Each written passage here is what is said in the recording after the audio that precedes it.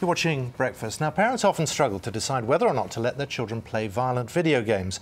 But when 10-year-old Leo and 11-year-old Frank asked their dad for a popular war game, he came up with an unusual bargain. Carl-Magnus Helgegren said that they could have it if they still wanted it after witnessing the real consequences of war. He took the boys to Israel, where they visited the Golan Heights by the Syrian border and a refugee clinic. Well, we can speak now to Carl-Magnus and his son Leo, who join us now from Gavle. And Carl, first of all, a lot of parents are faced with pestering from their children. Why did you decide to make this deal? Well, I decided to make this deal because I thought I had a responsibility to the children. I could have been just a cool dad who bought the game and put it on the projector, but I thought that if they're going to play these kind of games where they're actually shooting people as a first-person shooter, I owed it to them to explain to them that what war was and the complexity of war, and that war, just because the guns are silencing, it doesn't mean that societies aren't facing a whole lot of problems for generations to come. So you booked a ticket to go to Israel to visit the Palestinian territories. Were there any moments where you thought you'd gone too far? No. You, I know, have covered war as a correspondent before. So what was it you were showing your boys? Well, first of all, we were staying in an Israeli family, and I was very thorough to explain to them that, I wasn't taking them there for political reasons. I was showing them, everything was about human rights.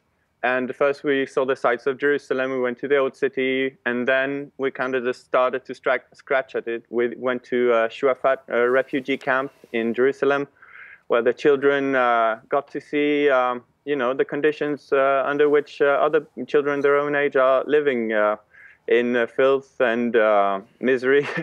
And we also went to a clinic there where my deal was that the children had to conduct interviews with a number of people. So they talked to the manager of the clinic, and he was telling them about, well, the situation for the children there, and they were quite speechless. And then, as you said, we went to the Golan Heights. We were 60 kilometers from Damascus in Syria, and I was telling them this is where the gas attack was on those children that had been there like 9 months earlier. Leo, can I turn to you? What was it about the things that you saw that made you change your mind about wanting this computer game? When we were in Shuafat refugee camp, and when we walked into a checkpoint,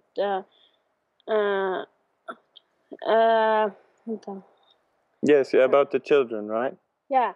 And then I saw children who had dirty clothes, and it was garbage all around them.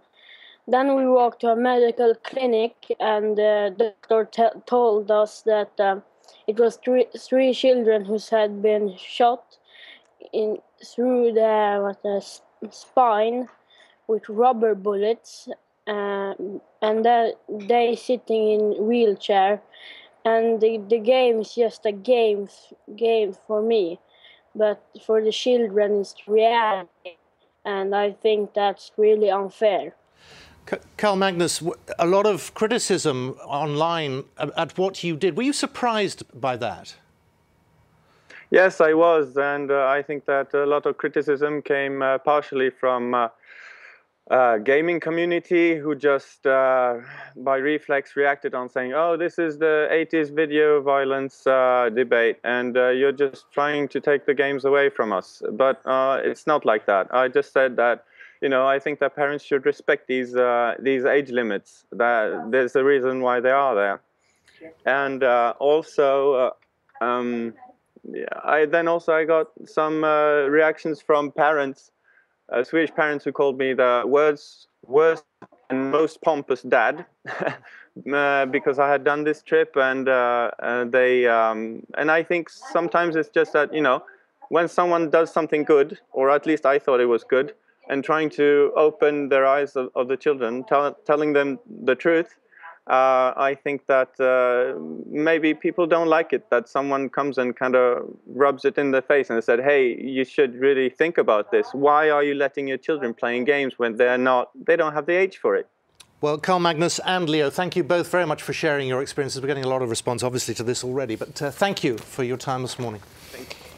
Well, we have been asking some of you what you make of Carl-Magnus's approach. Some of you got in touch to say he should have just said no to his sons. Others say that this is a good way to show how serious war can be.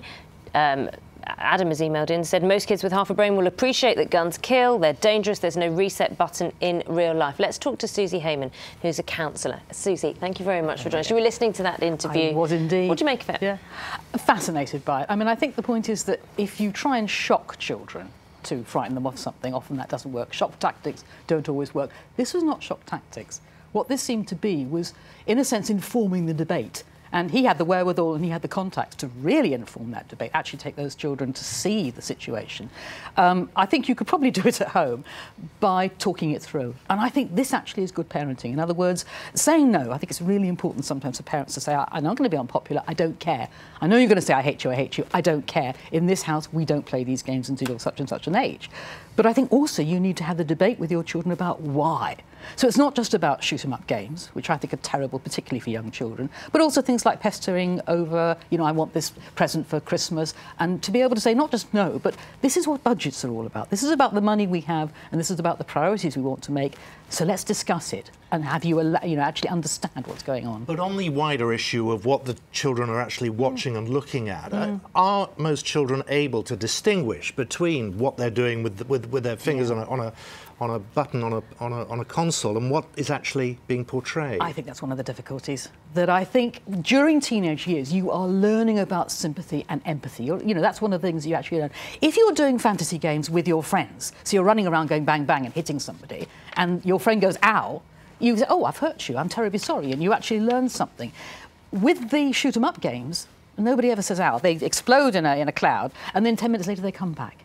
That fantasy is so immersive that I think it is actually affecting young children in not quite being able to pull back and recognise reality from that fantasy. The whole thing about stories, imaginings, all of that is about using fantasy to learn things, to make the connection between what you're frightened of, what you're anxious about, and what actually happens in real life. The problem about these shoot-'em-up games is that they are so real, you actually lose that connection. And I think, therefore, for young children, they're quite dangerous. Lots of people don't agree with what Carl-Magnus did, although you say it's a good example of negotiation and explanation.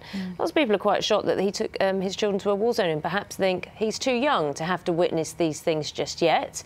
You can know about these things going on, but to witness death, destruction, so upfront and so personal is actually unnecessary for an 11-year-old.